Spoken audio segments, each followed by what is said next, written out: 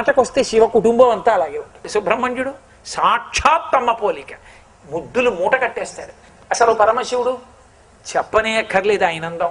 మేఘశ్యామం పీతకౌశేయవాసం శ్రీవత్సాంకం కౌస్తుభోద్భాసితాంగం పుణ్యోపేతం పుండరీకాయతాక్షం. అటువంటి విష్ణు మనసు పారేసుకున్నారు శివుణ్ణి చూసి. కాళహస్తీశ్వర శతకంలో ధూర్జుడి దెప్పిపొడిచాడు. వన్నే ఏనుగుతోలు దుప్పటము బువ్వా కాలకూటంబు చేగిన్నే బ్రహ్మకపాలముగ్రమగు భోగే కంఠహారంబు నిన్నీలాగున నుండియున్ తెలిసియున్ నీపాద మూలంబునం చేర్చన్ నారాయణుడెట్లు మానసమునన్ శ్రీకాళహస్తీశ్వర అన్నాడు. అంతటి అందగాడు పరమశివుడు. కాబట్టి వాళ్ళ ఇల్లంతా అటువంటిది, వాళ్ళ కుటుంబం అంతా అటువంటిది.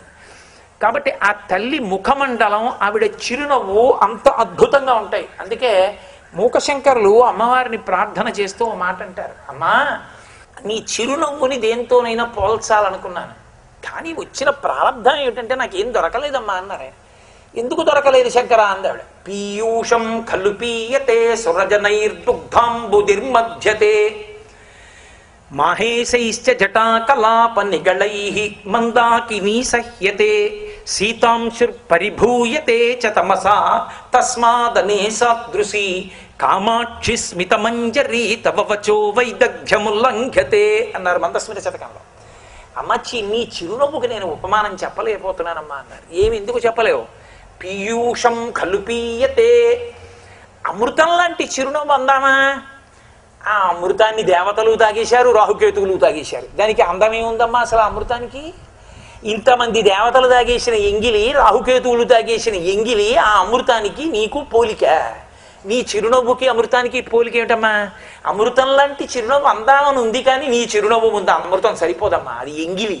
కాబట్టి తీసేయి పక్కకి. పీయూషం ఖలు పీయతే సురజనైర్దుగ్ధాంబుధిర్మధ్యతే. పాల సముద్రం లాంటి చిరునవ్వు అందామని ఉందమ్మా, అంత స్వచ్ఛంగా ఉంటుంది. కానీ అందులో మందర పర్వతాన్ని దింపారు, ఆదికుర్మం పడుకుంది, దాని మీద ఆ మందర పర్వతాన్ని పెట్టారు, వాసుకుని చుట్టారు, దేవదానవులు పట్టుకున్నారు, తిప్పారు. ఆ పాల సముద్రం అంతా చిలకబడింది. వాసుకి నోట్లోంచి ఆ ఉరుసుకున్నప్పుడు బాధతో విషాన్ని కక్కాడు, అందులోంచి హాలాహలం పుట్టింది, లోకాలన్నింటినీ పాడు చేసింది.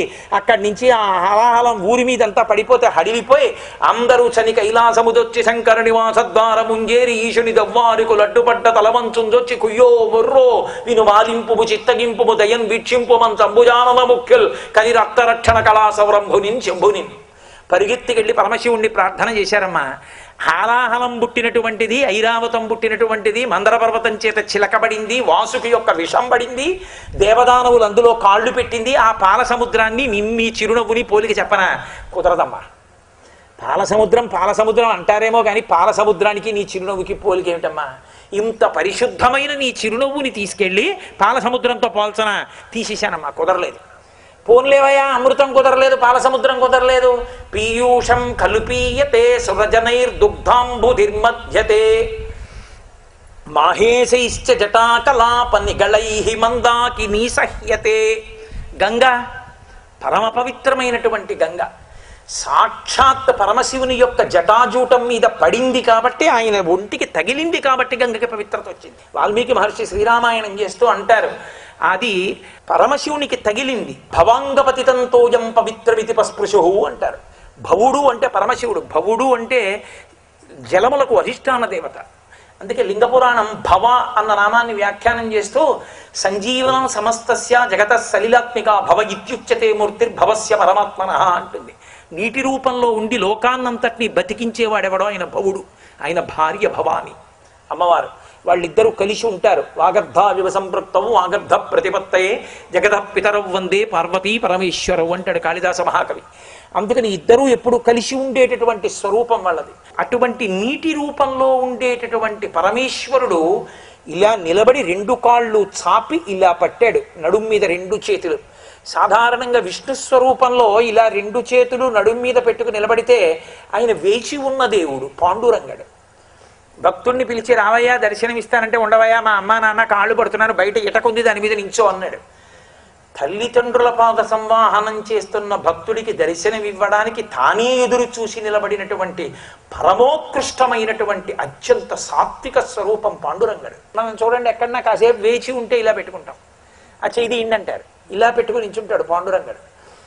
అలా పరమశివుడు నించున్నాడు. ఇలా నడుం మీద రెండు చేతులు పెట్టుకుని జటాజూటాన్నంతటినీ విప్పి వ్యోమవత్యాప్త దేహాయ దక్షిణామూర్తయే నమః ఆకాశమంత జటాజూటాన్ని విప్పాడు. విప్పి గంగని పడమన్నాడు. పడమంటే ఆవిడ చూసింది పైనుంచి కిందకి. మూర్ఖుడు, ఆ జటాజూటం విప్పి నించున్నాడు. ఈడ్చేస్తాను, మొసళ్లతో ఎండ్రకాయలతో ప్రవాహంతో నేను పడితే తట్టుకుంటాడా? పాతాళానికి ఈడుస్తా ఏమనుకుంటున్నాడు ఉంది. ఆయనకి తెలియదు, సమస్తం తెలుసు. గంగ అహంకరిస్తోందనుకున్నాడు. బాగా జటాజూటం విప్పి నించున్నాడు. తల్లి పరమపావని పైనుంచి పడుతోంది. ఎన్నాళ్ళు పడిందో, సంవత్సరం పాటు పడింది. బిందువు కింద వల్ల తిరుగుతూనే ఉంది లోపల. దాన్ని ధ్యానం చేశాడు రావణాసురుడు. కదా నిలింప నిర్జరీ నికుంజకోటరే వసన్ విముక్త దుర్మతి సదా శిరస్తమంజలిం వహన్ విముక్తలోలలోచనల్లలాటపాలలగ్నక శివేతి మంత్రముచ్చర సదా సుఖీ భవామ్యహం అగర్వ సర్వమంగళాకళాకదంబ మంజరీ రస ప్రవాహ మాధురీ విజృంభణా మధువ్రతం స్మరంతకం పురంతకం భవాంతకం మఖాంతకం గజాంతకాంతకాంతకంతమంతకాంతకం భజే అంటూ జటాటవీగలజ్జల ప్రవాహ పావిత స్థలే గడేవ లంబ్యలంబితాం భుజంగతుంగమాలికాం ఢమఢమఢమఢమత్ ఇనాడమడ్డవర్వయం చకార చండ తాండవ స్తనోతు న శివ శివం అని ఆయన తాండవం చేస్తున్నప్పుడు జటాజూటంలో గంగ గిరగిర తిరుగుతున్నటువంటి రూపాన్ని ధ్యానం చేసి, నేను గంగానదీ తీరం సైకతంలోకి వచ్చి విశ్వనాథుడి దేవాలయం వంక చూస్తే మూడవ కన్ను కలిగిన ముక్కంటి నాకు ఎప్పుడు కనబడతాడో అన్నాడు. కాబట్టి ఆయన ఆ గంగని పట్టడానికి నిలబడ్డాడు. చాలా గొప్పది గంగ. కింద పడితే ఏం తట్టుకుంటాడు? రంగతుంగ తరంగ సంఘములతో రంజిల్లు ఘోషంబుతో బంగారంబుగు పొంగుతో నురగతో పువ్వాట తుంపర్లతో భంగుల్ చల్పుచు జంగలించుచున భో భాగము నుండి జారన్ గంగమ్మను దల్చితే శిరమునన్ రంజిల్లుతున్ శంకరా అన్నారు మహానుభావ. ఆ గంగమ్మ నురగలతో తుంపర్లతో పెద్ద పెద్ద కెరటాలతో మొసళ్లతో పాములతో ఆకాశంలోంచి పడిపోతే అలవోకగా పట్టాడు. ఏడాది తిరిగింది. బిందువు కింద పడ్డా. భగీరథుడు వచ్చి ప్రార్థన చేశాడు. అయ్యా, ఆవిడ అహంకారం బాగుంది, మీరు పట్టడం బాగుంది, నా పితృదేవతలు ఎప్పుడు తరిస్తారు, విడిచిపెట్టండి అన్నాడు. అంటే అప్పుడు విడిచిపెట్టాడు. అనేక పాయలు కింద పడింది. ఒక పాయ పాతాళానికి వెళ్ళింది. భగీరథుడు తీసుకొచ్చాడు కాబట్టి. అప్పుడు త్రిపథగా మూడుగా పయనించింది కాబట్టి ఆకాశగంగా భూమి మీద పాతాళ లోకంలో. కాబట్టి ఆ గంగ చాలా గొప్పది, చాలా గొప్పది అంటారు. కానీ అమ్మా, గంగ ఎవరి చేత పట్టపడలేకపోయిందన్న కీర్తి ఉందా గంగకి? పరమశివుడి జటాజూటంలో చిక్కిపోయిందమ్మా, బయటికి రాలేకపోయింది వదిలిపెడితే తప్ప. కాబట్టి గంగ కీర్తికి అక్కడ కళంకం వచ్చిందమ్మా. చాలా గొప్పదే, కానీ అంత పెద్ద ప్రవాహమైన జటాజూటాన్ని వెంట్రుకలతో చుడితే కిందకి పడలేకపోయిందమ్మా. మాహేష ఇష్ట జటాకలాప నిగళై మందాకి నీసహ్యతే. పరమశివుని యొక్క జటాజూటము చేత కట్టబడింది. కాబట్టి గంగకి నీ చిరునవ్వుకి పోలికేం వేస్తానమ్మా? నీ చిరునవ్వులు నా పట్టగలిగిన వాడెవరున్నాడు? ఆ ప్రవాహాన్ని ఆపగలిగిన వాడెవడున్నాడు? లోకాన్ని తరింప చెయ్యగలిగిన వెన్నెల ప్రవాహం జ్యోత్సన నీ యొక్క ఆ చిరునవ్వు. అమ్మ, దానికి గంగకి పోలికి ఏమిటమ్మా? కాబట్టి వెయ్యలేకపోయానమ్మా, ఏమనుకోకు. పోన్లేవయ్యా, ఇంకేం దొరకలేదా? శీతాంశుర్ పరిభూయ చేత తమసా తస్మాదనే తదృశీ. అమ్మా, చంద్రబింబంతో పోలిక వేద్దామని ఉంది. చల్లగా ఉంటాడు కదూ, హిమకరుడు కదూ, ఎప్పుడు చక్క అమృతాన్ని కురిపిస్తూ ఉంటాడుగా. ఇది చంద్రబింబం లాంటి చిరునవ్వు అందామని ఉంది. కానీ వచ్చిన సమస్య ఏమిటంటే, వాళ్ళని కూడా పర్వకాలంలో రాహుకేతువులు సర్పరూపంలో వచ్చి గ్రసిస్తూ ఉంటారు. పాముల చేత పట్టబడినది చంద్రబింబం. అసలు అలా ఎవరి చేత ఆక్రమింపబడకుండా లోకాన్నంతటినీ అలరింప చెయ్యగలిగినది, అమృతత్వాన్ని ఇవ్వగలిగినది, మన్మధుణ్ణి గెలిచినటువంటి కామారిని తీసుకొచ్చి బహిర్ముఖుణ్ణి చేసి పక్కన కూర్చోపెట్టి ఆయన చేత తాళి కట్టించుకున్న తల్లివి నువ్వు. కామాన్ని కాల్చిన వాడిని తీసుకొచ్చి నీ పక్కన కూర్చోబెట్టుకున్నావు నీ చిరునవ్వుతో. అమ్మా, నీ చిరునవ్వుకి చంద్రబింబానికి పోలిక చెప్పలేనమ్మా. మరి ఏం చేస్తావు? కామాక్షి స్మిత మంజరీ తవ వచో వైదగ్ధ్యముల్లంఘతే. అమ్మా, నీ చిరునవ్వుకి పోలిక లేదు. నీ చిరునవ్వుకు చిరునవ్వే సాటి. ఓ నమస్కారం చేసి వదిలేస్తున్నాను. అది అమ్మవారి చిరునవ్వు అంటే. ఆవిడ చిరునవ్వు అంత గొప్పది. అటువంటి చిరునవ్వు కలిగిన ముఖమండలాన్ని ధ్యానం చెయ్యని వాడు జీవితంలో ఎంత పాత్రత పోగొట్టుకున్నవాడు. శంకరులు ఒక చోట అంటారు, పరమశివుడు కాముణ్ణి కాల్చేశాడు. కాముణ్ణి కాల్చిన వాణ్ణి నేను భర్తని చేసుకుంటానని ఆవిడ తపస్సు చేసింది. లొంగుతాడా? లొంగాడు. ఆయన ఒక రోజున అమ్మవారి దగ్గరికి వెళ్ళి ఓ మాట చెప్పారు. సుధాగండాభోగ ప్రతిఫలిత తాటంక యుగళం చతుశ్చక్రం మన్యే తవ ముఖమిదం మన్మధరథం యమారుహ్యతృహ్యత్ కవనిరథమర్కేందుచరణం మహావీరో మార ప్రమదపతయే సంగీతవతే. అమ్మా, స్ఫురద్గండాభోగ ప్రతిఫలిత తాటంక యుగళం. అమ్మవారి దగ్గరికి వెళ్ళి శంకరులు అబ్బో శ్లోకంలో అంటారు, మయి జనని దృష్టి సకరుణ అంటారు. ఆయన్ని చూసేటప్పటికి అమ్మవారు కారుణ్యంతో రావోయ్ శంకరా కూర్చో అంటుందిట. పక్కకి వెళ్ళి కూర్చుని అన్నారు, అమ్మా అమ్మ నాకు అనుమానంగా ఉందమ్మా అన్నారు. ఏం అనుమానం శంకరా నీకు? ఏం లేదమ్మా, మన్మధుణ్ణి కాల్చేశాడుగా పరమేశ్వరుడు, ఎప్పటి నుంచో కడుపులో కక్ష పెట్టుకున్నాడమ్మా, నన్ను కాల్చేస్తాడా? ఎప్పటికైనా పరమశివుడి మీద యుద్ధం చేసి గెలవకపోతే నా పేరు కాదంటున్నాడమ్మా. నాకు అనుమానంగా ఉందమ్మా, చాటుగా పరమేశ్వరుణ్ణి గెలవడానికి కావలసినటువంటి సంభారములను సిద్ధం చేసుకుంటున్నాడు. మన్మధుడా. మనుశ్చంద్ర కుబేరస్యాలోపాముద్రాచ మన్మద అగస్తీరక్తి సూర్యశ్చ ఇంద్రస్కంధ శివస్తథ క్రోధభట్టారకో దేవ్యా ద్వాదశామి ఉపాసకా అని అమ్మవారు ఉపాసకులు 12 మందిలో మన్మధుడు ఒకడు. అతను నా భర్త మీద యుద్ధానికి వస్తాడా? పైగా కాలిపోయాడు. హడల్ నా భర్త అంటే ఎలా వస్తాడయా? అమ్మా నువ్వు అనుమాన పడకు, వస్తున్నాడు. ఏమేం తయారు చేసుకున్నాడు యుద్ధానికి అంది అమ్మవారు. ఏం తయారు చేసుకున్నాడంటే ఏమిటమ్మా, పరమశివుడికి రథానికి ఎన్ని చక్రాలు? 2. ఎందుకని? ఈ భూమిని అంతటినీ కలిపి రథంగా పెట్టుకుంటాడు. సూర్యచంద్రులు ఇద్దరినీ చక్రాలుగా పెట్టుకుంటాడు. అమ్మా మన్మధుడి రథానికి 4 చక్రాలు ఉన్న రథం తయారు చేసుకున్నాడు. 2 చక్రాలు ఎక్కువ ఉన్నాయా లేదా ఇప్పుడు? అలాగా 2 చక్రాలు ఎక్కువ ఉన్న రథం తయారు చేసుకున్నాడా?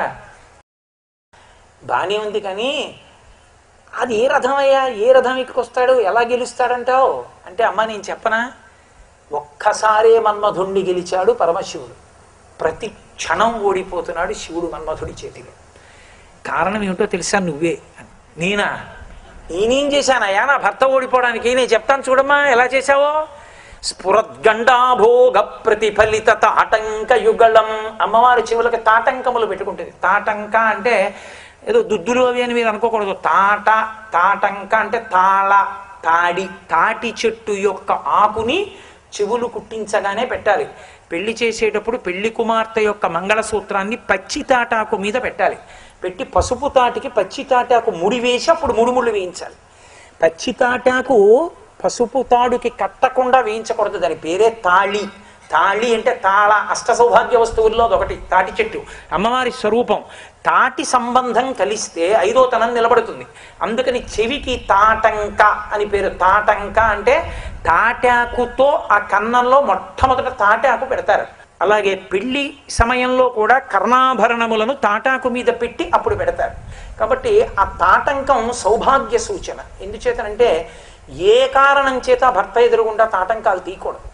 చెవులకేమీ లేకుండా భర్త కనపడకూడదు. స్త్రీ పెళ్ళయ్యాక భర్త మీ కాసేపు మీరు రాకండి అని చెప్పి తలుపేసుకుని తాటంకం మార్చుకోవాలి. అంత శక్తివంతం 5వ తనానికి తాటంకం. కాబట్టి అమ్మా స్ఫురద్గండాభోగ ప్రతిఫలిత తాటంక యుగళం. నువ్వు చెవులకు ఆభరణాలు పెట్టుకున్నావు కదా, తాటంకములు అంటే తాటాకు గుర్తుగా ఉన్న చెవులు. ఆ చెవులకు పెట్టుకున్న ఆభరణములు నీ బుగ్గలు మణుల యొక్క ఉపరితలములు ఎలా ఉంటాయో అలా ఉంటాయి. ఈ చెవులకు పెట్టుకున్న ఆభరణములు ఈ బుగ్గలలో ప్రతిఫలిస్తున్నాయి, ప్రతిబింబాలు పడుతున్నాయి. ఈ 2 చక్రాలు, వీటి ప్రతిబింబాలు బుగ్గల్లో పడితే 2 చక్రాలు. ఈ చెవుల ఆభరణములు వాటి ప్రతిబింబములన్న 4 చక్రములన్న నీ ముఖాన్ని రథంగా చేసుకుని మన్మధుడు నీ ముఖంలో కూర్చున్నాడు. పరమశివుణ్ణి రమ్మనండి యుద్ధానికి కబురు చేశాడు. ఆయన ఏమనుకున్నాడు, పాపం పూర్వంలా గెలిచేయచ్చని ఓ అవనిరథమర్కేందు చరణం. అర్క అంటే సూర్యుడు, అందుకే జిల్లేడాకి అర్క సంబంధం. రథసప్తమి వస్తే జిల్లేడాకు పెట్టుకుంటారు. అర్క సూర్యుడి పేరే ఉంది దానికి, జిల్లేడు చెట్టుకి. జిల్లేడు చెట్టు అంత పవిత్రమే, కానీ ఇంట్లో పుట్టిందనుకోండి ఐశ్వర్యం నశించిపోతుంది. అందుకే ఆ గోడ లోపల, ఇంటి లోపల జిల్లేడు చెట్టు పెరగకూడదు. అందుకే లోకంలో భయంకరమైన శాపాలు ఇవ్వాలంటే 2. 1 జిల్లేడు చెట్టు నీ ఇంట పుట్టుగాక, 2 నీకు శివభక్తి లేకుండుగాక. ఈ 2 శాపవాక్కులు ఇస్తారు. నేను జిల్లేడు చెట్టు ఇంట్లో ఉండకూడదు. కానీ అర్క అది సూర్య సంబంధం. అందుకని అవనిరథమర్కెందు చరణం, పరమశివుడు యుద్ధానికి వస్తే భూమండలాన్ని రథంగా చేసుకుని సూర్యచంద్రుల్ని చక్రాలుగా పెట్టుకుని వచ్చాడు.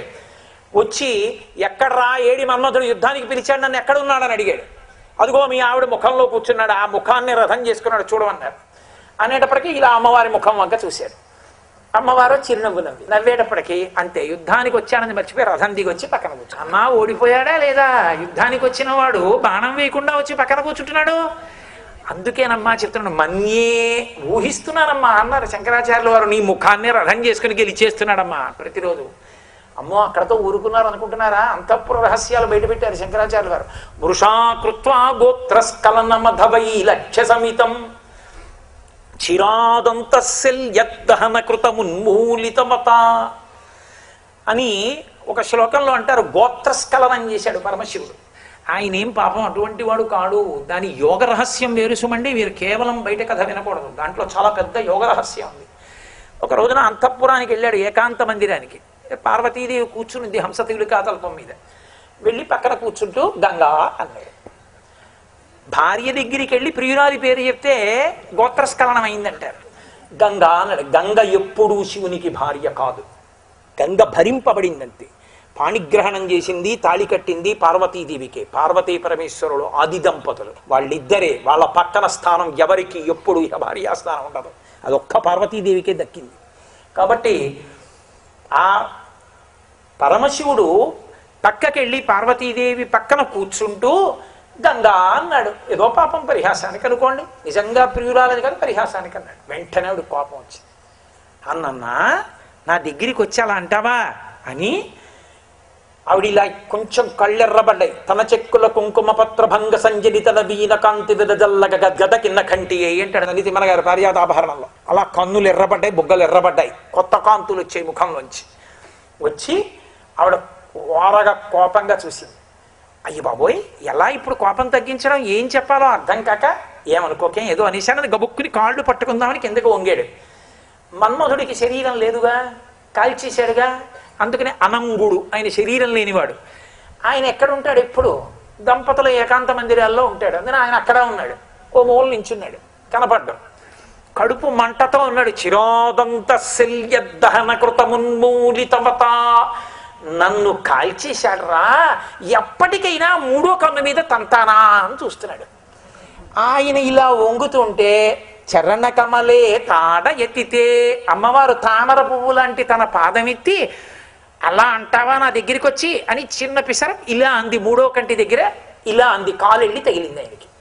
తగిలేటప్పటికీ కిలా కోటిక్వాణై కిల్ల కిల్లిత మీశాన రిపుణా, ఆమె కాలి గజ్జెలు మామూలుగా గల్లు గల్లు మనవలసినవి పకపకా అన్నట్టు వినపడింది శివుడికి. ఏమిట్రా పకపక అన్నాయని చుట్టూ చూశాడు, ఎవరు కనపడలేదు. ఎందుకని? ఆ కాలు శివుడి నుదుటి దగ్గర కెడుతుంటే నా కక్ష తీరుతోందని అమ్మవారి పాదం పట్టుకుని ఆ పాదం ద్వారా నుదుటిని తగిలి అమ్మయ్య ఇన్నాళ్ళకి తన్నానని మనోధుడు పొంగిపోయాడమ్మా, నీ వల్లే ఆయన గెలుస్తున్నాడమ్మా మనోధుడు అన్నారు శంకరాచార్యులు వారు. అయితే యోగ రహస్యం వేరుసుమండి. ఒక్క శివుడే అలా చేశాడని మీరు అనుకోకూడదు. ఎన్నో చోట్ల పరమేశ్వరుడు కూడా ప్రణయ సంబంధంగా విశేషాన్ని అలా ఆవిష్కరించాడు మహానుభావుడు. శ్రీకృష్ణ భగవానుడు నందితిమ్మన గారి పారిజాతాపహరణంలో జలజాతాసనవాసమాది సురభూజాభాజనం వైతనచ్చులతంతాయుధు కన్న తండ్రి శిరమచ్చో వామపాదంబునం తొలగంతో చలతాంగి అట్లయగు నాథుల్ నేరముల్ జేయ బేరల కంచెందిన కాంతలిందు నుచిత వ్యాపారముల్ నెత్తురే నన్ను భవదీయ దాసుని మనంబున నెయ్యపు కింకపూని తాచిన అది నాకు మన్ననయ చిల్వగు నీ పద పల్లవంబు మత్తను పులకగ్ర కంట కవితానము తాకిన సొక్కునంచు నేనని ఎద అలుకమానవు కదాయికనైన అరాళ కుంతలా అని కృష్ణుడు సత్యభామ పాదాలు పట్టుకోవాలా? ప్రాయ సన్నివేశం దేన్ని ఎక్కడి వరకు తీసుకోవాలో అక్కడ వరకు తీసుకోవాలి, అంతేకాని దాన్ని ఆధారం చేసుకుని కుటుంబాల్లో ప్రారంభాలు చేయకూడదు. కాబట్టి దాని యోగ రహస్యం వేరు, చాలా పెద్ద యోగ రహస్యం దాచారు శంకరాచార్యులు వారు. కాబట్టి అమ్మవారి యొక్క స్మిత జ్యోత్స్న, ఆమె చిరునవ్వు అటువంటిది. అంత గొప్ప చిరునవ్వు కలిగిన తల్లి కాబట్టి ఆమె ముఖమండల దర్శనం చేసి ఆమె పాదములు పట్టని వాడి జన్మ ఇంకెందుకు? అంత ప్రసన్నమైన తల్లి.